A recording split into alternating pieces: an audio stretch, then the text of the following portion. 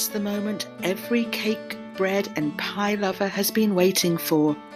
The ingredients are gathered, the ovens are preheated, and 3 of Glenmar's finest amateur bakers are ready to do battle. They've been practicing for 1 week to perfect their recipes to impress our pastor judges, Mandy Sayers, Andy Lunt, and Milena Trice, and Logan too. Only one baker can be crowned the winner of the Great Glenmar Bake-Off. Yeah, I'm really chuffed to have made the finals here. I know it's week 1, but it's the final. I'm not sure about baking in a tent, especially when it's this cold out. Speaking of which, where is the tent? What's that? Oh, at home. Oh, well, that makes a lot more sense. David Ward, Tom Barnes, and Tom Green have been known to compete for tastiest treats in confirmation class, but now they have a chance to bring their baking skills to the big leagues. Our bakers have been assigned to bake along the theme of Manifest, based on this year's 30-hour famine to benefit World Vision. Manifest plays on Manna from Heaven, the 30th anniversary of the 30-hour famine, and the way in which God reveals himself to his people. The bakers have dropped off their products at the church for the pastors to judge, and now we'll be joining them via Zoom to hear about their recipes and find out who will be crowned the winner. First, we'll hear from David Ward. Well, I think all 3 of us landed on bread of some sort because that's what manna was. I went back to the scriptures like we're supposed to. It arrived in the morning, so it needs to be a breakfast bread. It tasted like honey cakes, so it should be a little sweet. And it was flaky. And I don't know if this was obvious, but there's little white, it's called pearl sugar on top. Yeah. Meant to represent the whiteness like coriander seed. So it is light and flaky, and the white does add a nice touch. It is sweet. For my taste, it could use a little more chocolate. In a real chocolate croissant, the chocolate goes all the way to the edge, but I was going for a little bit of a surprise effect because the chocolate wasn't visible from the outside. Next up, it's Tom Green. Okay. You take that. What you're opening is called a 3-flour braided bread. When I went shopping for ingredients, I ran into a problem because technically this should be a whole wheat and all-purpose flour and a rye. No rye flour in the store. So I went, oh my gosh, okay. All right, I'm a baker. I've cooked for a long time. So I have to improvise here. So I ended up getting almond flour. That's in the darkest of the breads. I added honey and coriander to it. Never dealt with coriander ever in my life. So I don't know. Taste it. I have no clue. I have not tasted it other than the almond part.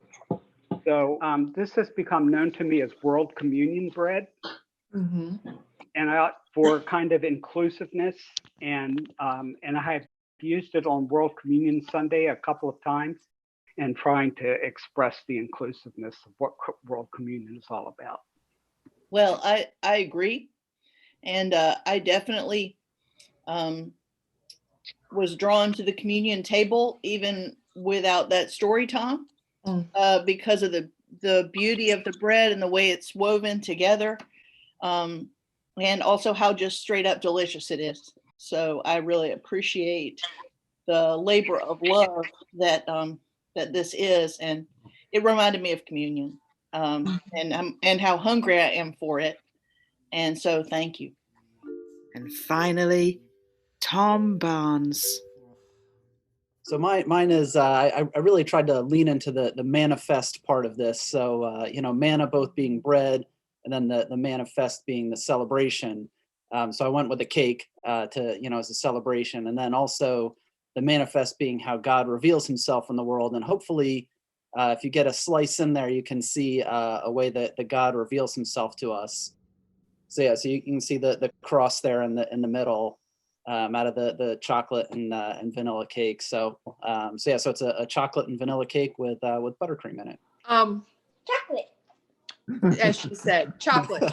Yeah.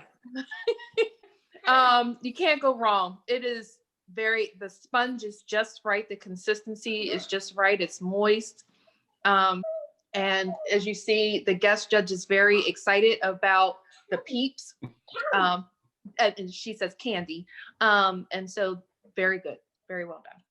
Who will the judges choose?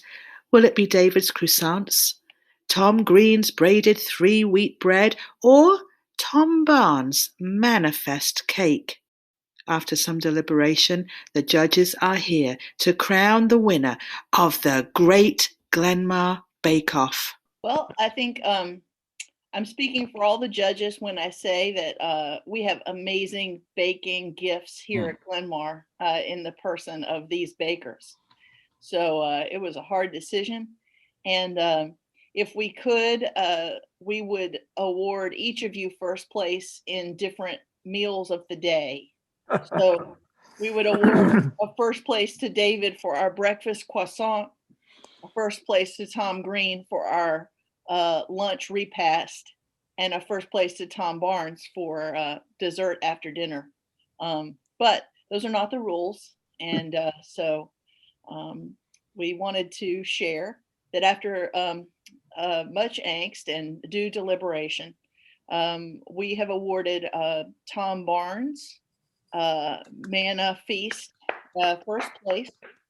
We're slightly swayed by the presence of Peeps and Logan's Sweet Tooth. I think might have actually pushed it over the edge for the judges. But really, what I love the most is how you have put your love of Jesus into these sweets, and I think it's really what I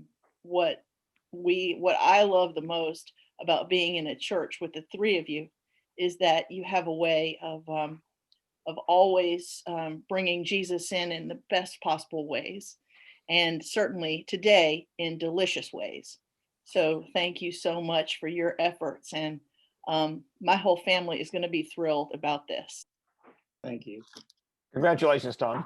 Oh, thanks. Congratulations. Hey, wait a minute. Doesn't one of us get thrown out? No, not the final. Oh, okay. If you would like to support Glenmar's youth in the 30-hour famine, come and support the 30-hour famine bake sale on Saturday, February 6th from 12 to 2 p.m. Half of the proceeds will be donated to the Howard County Food Bank, and half will be donated to the World Vision in their effort to fight hunger around the world. Find out more information on Glenmar's website or at worldvision.com.